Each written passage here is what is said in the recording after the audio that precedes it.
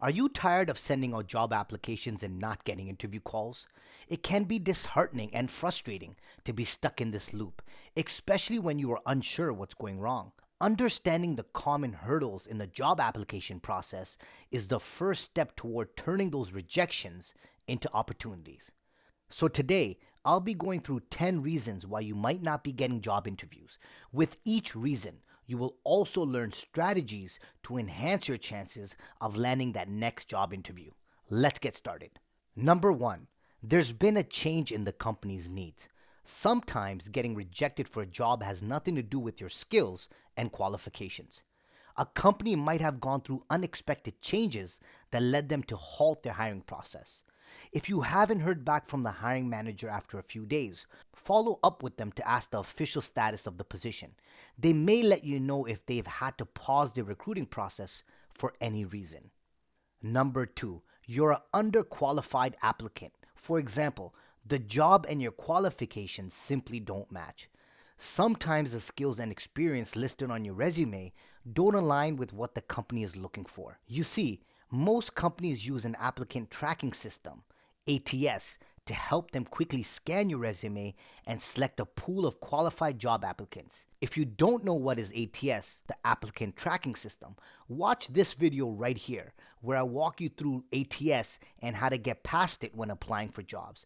The link is in the description below. The bottom line is if your resume or cover letter didn't include enough keywords listed in the job description, the ATS may have filtered your application out. It's that simple. The key is when applying for jobs, carefully review each job description and the requirements the employer lists. Make sure to only apply for those jobs you're confident that you're qualified for, and list as many applicable skills on your resume as possible. You also have another option. If you still want to work for the company but do not match all the criteria, you can contact the company directly to inquire if they have any positions you would be qualified for. Number three, the employer is looking for precise achievements and you don't match them. It's no secret that recruiters want to see professional achievements as they detail how you've improved past organizations. The key is when applying for jobs, you should write quantifiable achievements that you've reached throughout your career to increase your likelihood of getting an interview. What is a quantifiable achievement? It's a specific accomplishment from one's professional or sometimes educational history that are expressed in numerical terms. For example, if you're applying to become a sales representative, you could mention on your resume that you've increased sales by 25% and leads by 20% over 2 years at your previous company. To add a numerical achievement, you can look over the job description for something that can be demonstrated with a number. In this job description, we can use the following: establish and maintain a high level of customer service through urgency and action. Then on your resume, you can say something like, reduced our average call resolution time by 30% in a 3-month period.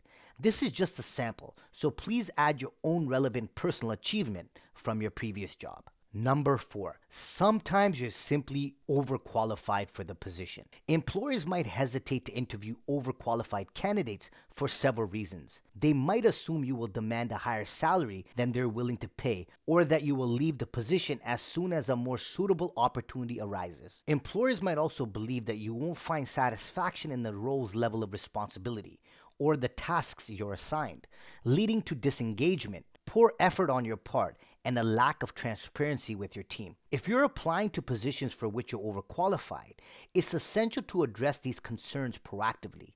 In your cover letter or any communications with potential employers, clarify why you are interested in the role despite your higher qualifications. Explain how the position aligns with your career goals or personal circumstances. Emphasize your commitment to contributing to the company and how your extensive experience will allow you to add value from day one. You might also want to express your willingness to work at the salary range they offer and discuss how you enjoy aspects of the work that might seem routine or less challenging to others. Number five, You're simply not getting any interviews because your resume has typos and grammatical errors. A big reason why you're not getting interviews is if the hiring manager reading your resume found typos or spelling errors in your resume and cover letter. So, always proofread your resume and cover letter out loud a couple of times to make sure they're free of mistakes. You see, a resume full of mistakes can be considered an extension of your character because a hiring manager may believe that the poor quality of your resume will represent the kind of work you complete in the office. Think about it this way. Someone who takes pride in the work they complete will not submit a resume full of errors, right? Now, before we continue, check out these awesome videos.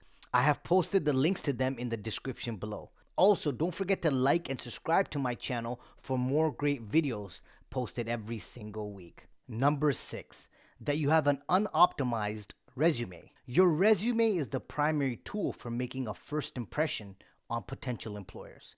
If it's not well optimized, you might not get past the initial screening, particularly with the widespread use of the applicant tracking system.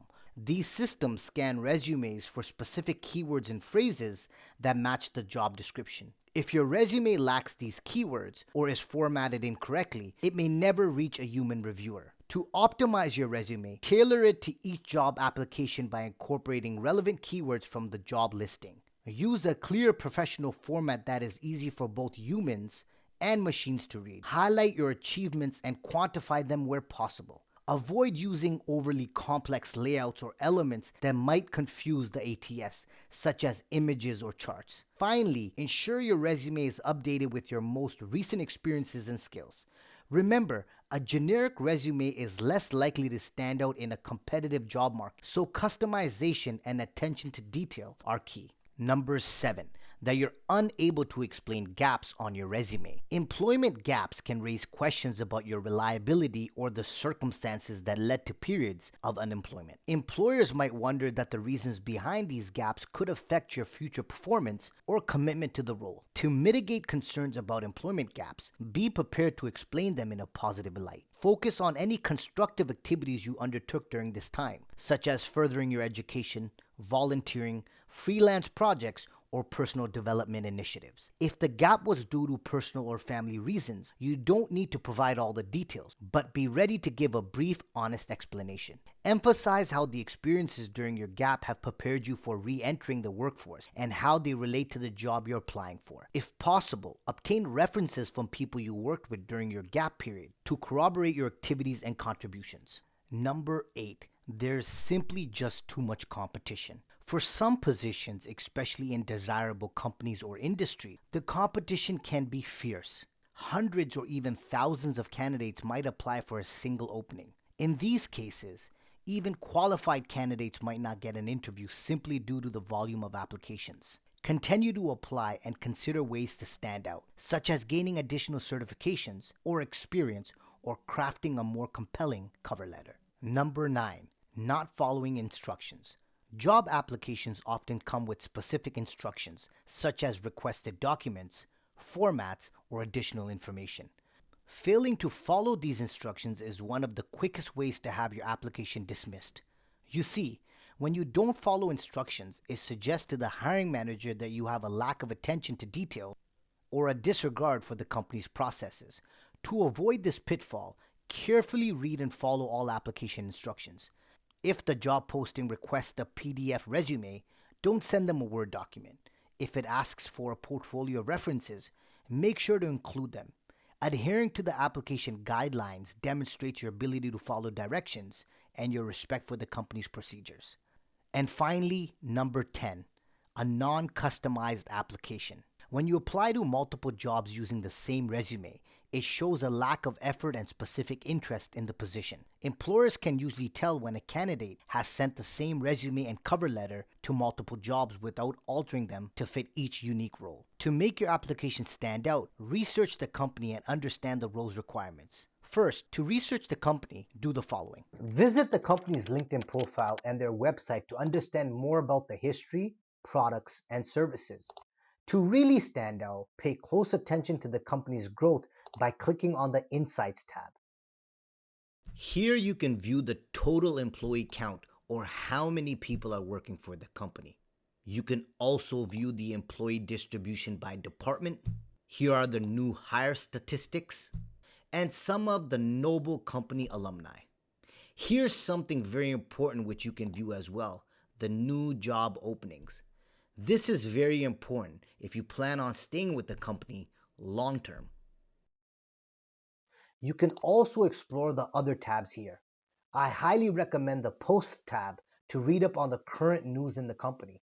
This is information a lot of candidates don't pay too much attention to and will help you stand out during your interview.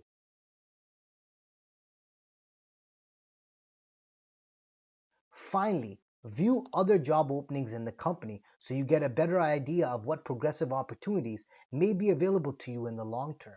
This can easily be done again on LinkedIn by heading over to the company's page and clicking on the Jobs tab.